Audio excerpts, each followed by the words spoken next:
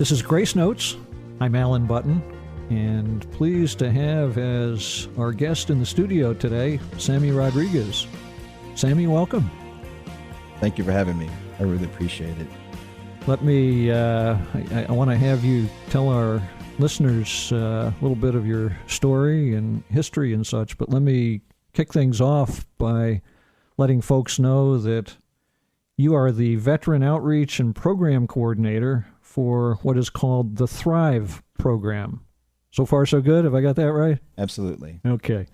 And you, of course, correct me if I mess up here on anything further I say by way of introduction. But as I understand it, Thrive is an acronym, THRIVE, for Transforming Health and Resilience in Veterans. Correct. Got it? Okay. Yes. If you would, Sammy, tell us a little bit more about what it is. It's connected with the University of North Carolina at Chapel Hill. It is. The Thrive program is the UNC Transforming Health and Resilience in Veterans. And we've been established since April of 2022. And since that time, we've seen close to 100 veterans for mild to moderate traumatic brain injury and post-traumatic stress disorder. It's a great program. It's a nonprofit community outreach program that is housed underneath the University of North Carolina at Chapel Hill. And we have an amazing staff of clinicians and administrative personnel that assist veterans and first responders to help them get their life back, so to speak. Uh-huh. The way we do that is we have a 3-day program and a 3-week program. The 3-day program is more of an evaluation, and in the 3 days, the veterans or first responders will see anywhere from 10 to 13 clinicians and administrative personnel to be able to help them figure out what is going on with them.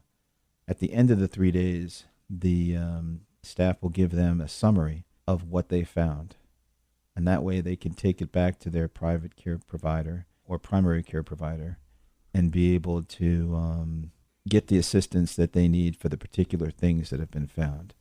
If we think they could benefit, we'll have them come back for a 3-week program, intensive outpatient program, and essentially, instead of evaluating them, we'll be providing treatment in the form of art therapy, speech pathology, just a slew of different medical appointments that they'll have over the 3-week period to give them the tools to be able to live their best chapter of life as opposed to just surviving.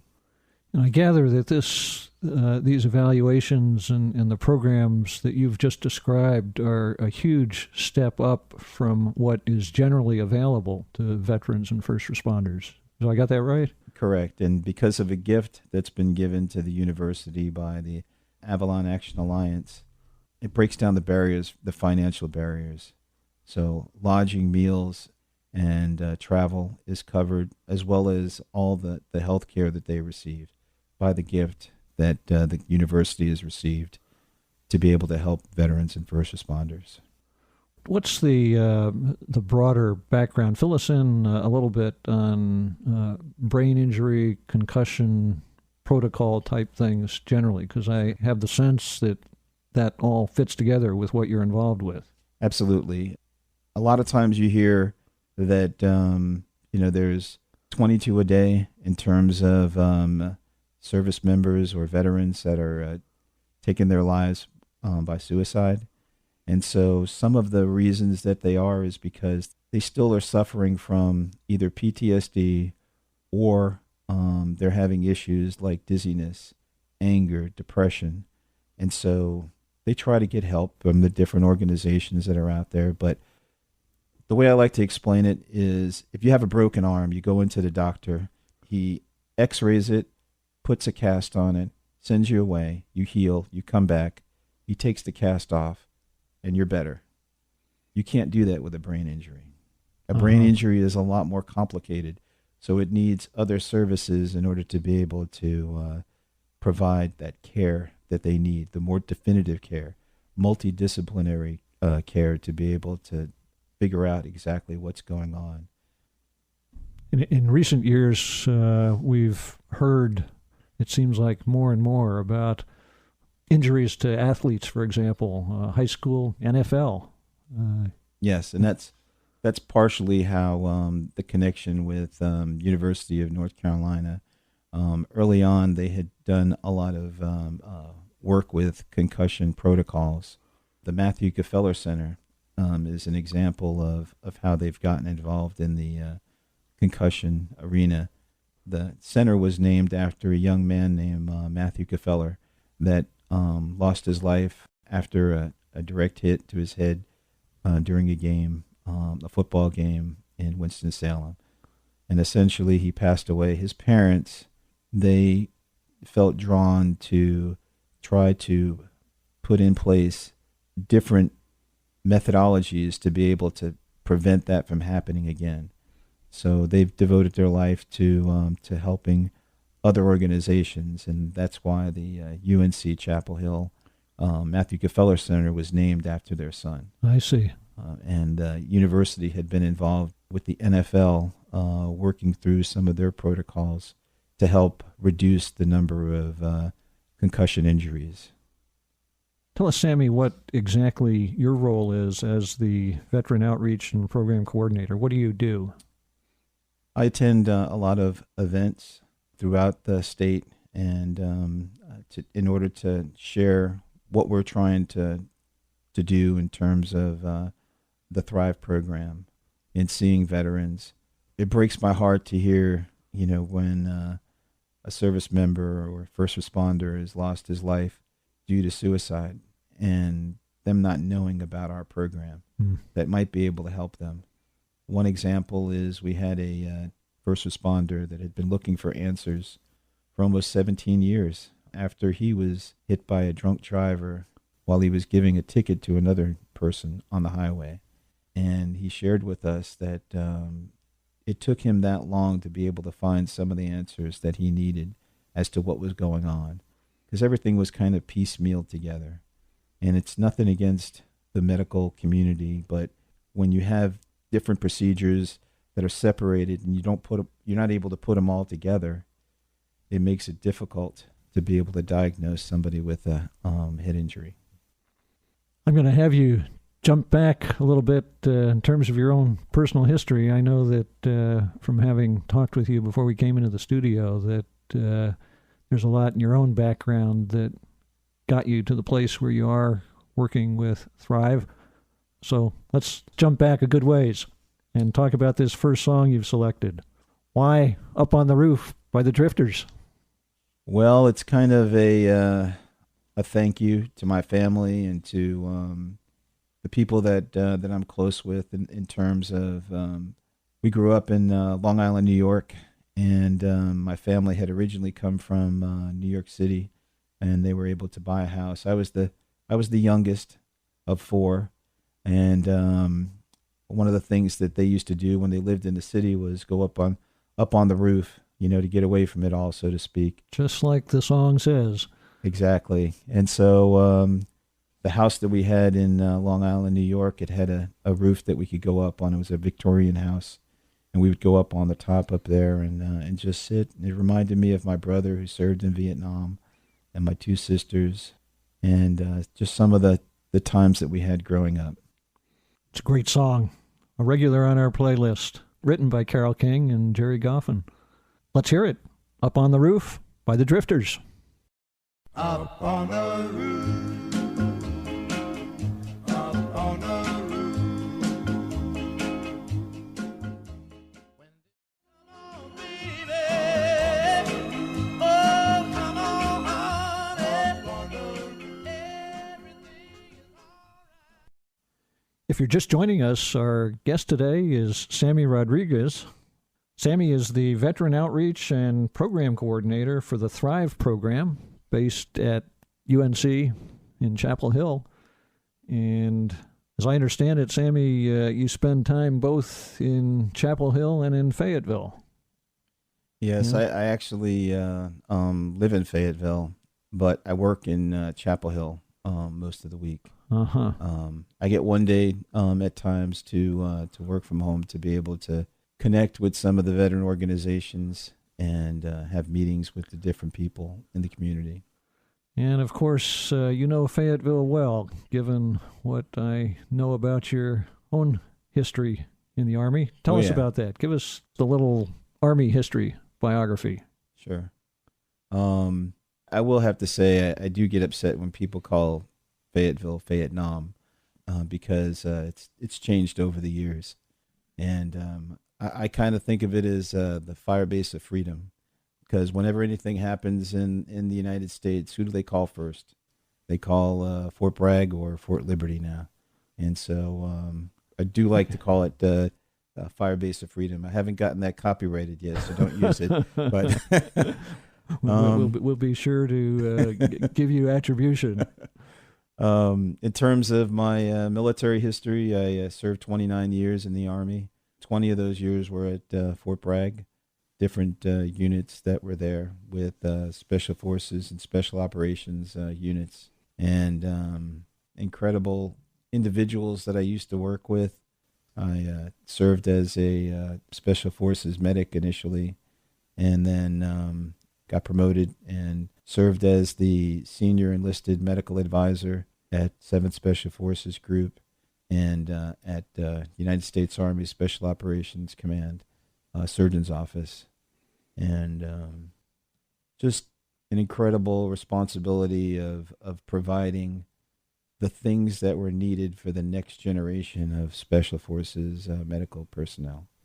And there's a lot of people working real hard to make sure that that the things that are needed for them to execute, a mission, a lot of work goes into it. And I got to give credit to the people that I used to work with and that are still working at providing those services.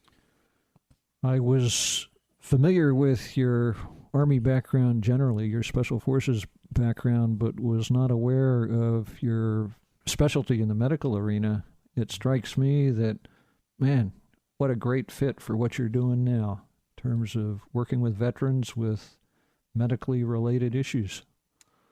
It is. That's why one of my buddies had looked me up when he saw this job was published.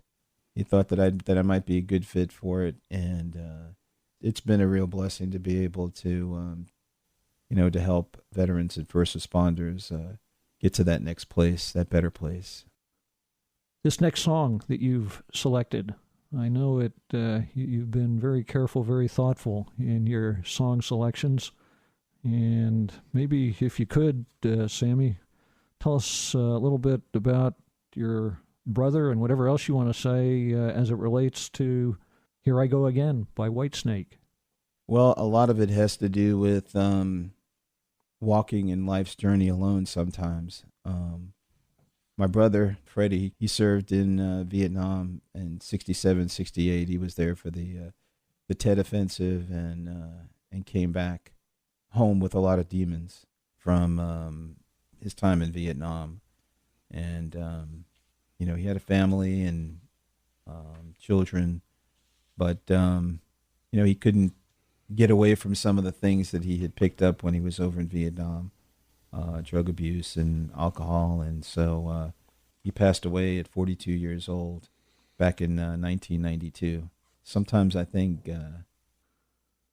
if there'd been a program like this, he'd still be with us. Extra motivation for you to do what you do. He was a fair amount older, 14 years older, I think you told me. Yes, my older sister was 15 years older than me, and he was 14 years older than me.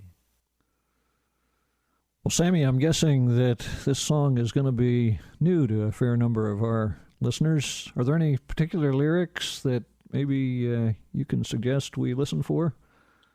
Yeah, sure. It speaks of somebody that's been through some tough times, like a lot of us, like a lot of our veterans and first responders do, and myself included. And so, essentially, it's a song of hope. It's a song of trying to make it to that next chapter. And one of the lines it says, "Another heart in need of rescue. waiting on love's sweet charity, and I'm going to hold on for the rest of my days. And I think that's just a message that I'd like to share with others, that you just got to hold on and continue to push through sometimes when, you meet some dark times. And you've been through your own tough times. You can relate. This is not just a brother thing. Correct. I lost my late wife to colon cancer in 2008, and I had a 12-year-old son at the time, or we had, I should say. My other children, 4 children, were grown up from a previous marriage, and talking to my 12-year-old son, Alex, we talked about the fact that in life, given our circumstances, we could be arrogant victims of the pain that we felt, and be angry at the world, or we could be wounded healers and try to help others get through some of the darkness that we had been through. And we decided to be the latter. Great stuff, Sammy. Thank you for sharing that. Let's hear it. Here I Go Again by Whitesnake. I don't know where I'm going, but I sure know where I've been. Here I go again on my own, going down the only road I've ever known. Well, Sammy, we're a little short on time, but before we wrap things up with this third song you've selected, tell us, if you would, something about the military genes in your family. I understand your kids have had some connection. Absolutely. And tell us their names, too, by the way. Sure. My oldest was in the Air Force for 20 years. My daughter, or Ryan, I should say, Tiffany, my daughter, she was in the Marines for 4 years. She's married to a Marine that served 17 years. And then I have another son, Matthew, who's in the Navy. He's stationed in San Diego right now. And I have an adopted son that's Lucas. He's in California as well. But Brandon, my second oldest, he's a computer engineer. And Alex is a cybersecurity. He works from home for the most part, but the both of them, all of them, have been really dedicated and grown up in a military family and been through all the challenges that they go through. Man, you've got the branches well represented. Mm-hmm. Possibly one of the 8 grandchildren will be in Space Force. We'll see how that goes. Sammy, you were telling me before we came into the studio that you feel blessed, and I gather that has something to do with this third song you've selected, but I know it goes beyond just your current situations too. Tell us what you mean when you say, I feel blessed. I feel blessed because of all the members of my family and the blessings that they've provided us and that we're doing well. But I do feel even more blessed that I've been able to find a love of my life and that's what this song, Desert Rose, is all about. Desert Rose by Sting. Yes.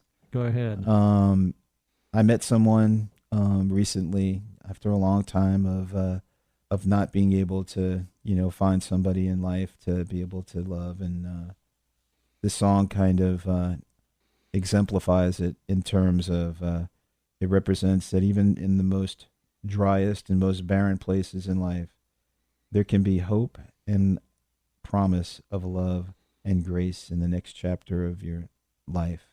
And I wrote that down because that's exactly the way I feel about Rose, my fiancée. You just gave us her name. Fits in really well. It does. And it really is a blessing. She has 5 children as well, adult. And so we're going to be kind of a Brady Bunch plus. You've got a big family here in the making. Absolutely. Well, best wishes to you and Rose. Sammy. Well, thank you for having me and giving us an opportunity to reach out to folks to share our message and learn a little bit about our family. Thank you. Our pleasure, our privilege. And tell you what, before we close things down, if people would like more information about the Thrive program, tell us where they can go. Well, one of the places they can go is to our website at thriveprogram.unc.edu. thriveprogram.unc.edu. Correct. Very good. Well, again, best wishes to you and Rose and your continued work with the Thrive program. And thank you for being here today, Sammy. We appreciate your taking the time. It's been an honor. Thank you very much, sir. Let's hear it. Desert Rose by Sting.